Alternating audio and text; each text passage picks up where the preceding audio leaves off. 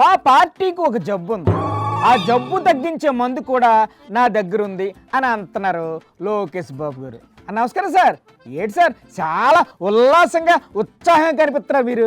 యువకుడిని ఉత్సాహంతో కొంచెం స్పీడ్ ఎక్కువలే. ఈ వయసులో అలాగే అనిపిస్తుందిలేండి. మీరే చూస్తున్నారు, మన ముఖ్యమంత్రి గారి వయసు 75 సంవత్సరాలు అయి ఉండొచ్చు. అవును సార్, ఈ వయసులో కూడా చెట్టు కింద మీటింగ్లు ఎట్టి గంటల స్పీచ్లు ఇస్తున్నారు సార్ నాన్నగారు. కానీ 25 సంవత్సరాలు కుర్రోడ్లాగా పరిగెడుతున్నారు. మీరు పరిగెత్తండి సార్. వేదిక మీద మేము ఎవరో ఆయన స్పీడ్ ఇంకా అందుకోలేకపోతున్నాం. ఎందుకని? ఆయన స్పీడే వేరు. అయ్యో ఎందుకు సార్ పాపం ఆయన అలా పరిగెత్తిస్తున్నారు? మన పార్టీలో ఒక జబ్బు ఉంది. ఏంటి సార్ ఆ జబ్బు? ఆ జబ్బు పేరేంటో తెలుసా? అదిగో అక్కడ ఎవరో చెప్తున్నారు, వినండి సార్. ఎవరో చెప్పారు, ఏంటమ్మా గట్టిగా చెప్పు. మీరే చెప్పండి సార్, మీ పార్టీకి ఉన్న ఆ రోగం ఏంటో. అలక. అలకా?